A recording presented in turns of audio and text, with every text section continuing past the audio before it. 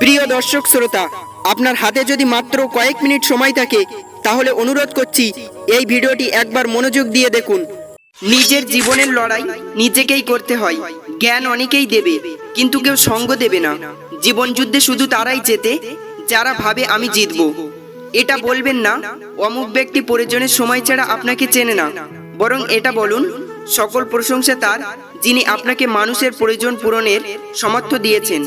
মানুষ একা থাকতে ভালোবাসে না, কিন্তু যখন তার দুঃখগুলো কেউ বুঝতে চায় না তখন সেই মানুষটি বাধ্য হয়ে নিজেকে সবার কাছে আড়াল করে রাখে। প্রয়োজনকেই প্রাধান্য দাও, কারণ এই সমাজে প্রিয়জনরা মন ভাঙতে দ্বিধাবোধ করে না। সুখ আর দুঃখ পরস্পর দুই ভাই। সুখ যখন আসে দুঃখ চলে যায়। সুখ বলে দুঃখ রে তুই কান্দিস কেন বল, কার কারণে তোর চোখেতে আসে কেবল জল। দুঃখ বলে যারে নিয়ে আমি বেঁধেছি ঘর, তোমার পেয়ে সে আমায় করে দিল পর।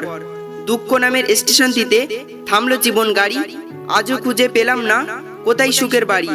বিধাতার কলমে ছিল না আর কালি, সুখ নামের জায়গাটা পড়ে আছে খালি। যতদিন তোমার মুখ বন্ধ ততদিন তুমি সবার কাছে মিষ্টি, যেদিন তুমি মুখ খুলবে সেদিন থেকেই তুমি তিতো। শত্রু বানানোর জন্য ঝগড়া করতে হবে না, তুমি ভালো কাজ করো এমনিতেই তোমার শত্রু হয়ে যাবে। ব্যবসা যতই ছোট হোক স্বাধীনতা নিজের কাছে, চাকরি যতই বড় হোক স্বাধীনতা অন্যের হাতে। মধ্যবিত্ত মানে একদিন সব ঠিক হয়ে যাবে, আর সেই দিনটার জন্য বেঁচে থাকার লড়াই। পৃথিবীতে সবচেয়ে বেশি ভয়ঙ্কর রোগের নাম হলো টেনশন, যা মানুষকে ধীরে ধীরে ধ্বংস আর মৃত্যুর দিকে নিয়ে যায়। যিনি দিতে শেখেননি তিনি আসলে কিছু পেতেও শেখেননি। দেওয়ার আনন্দ তো পাওয়ার আনন্দের চেয়ে আকাশ সমান বড়। কাজ আপনার, নাম অন্যজনের হলে দুঃখ পাবেন না।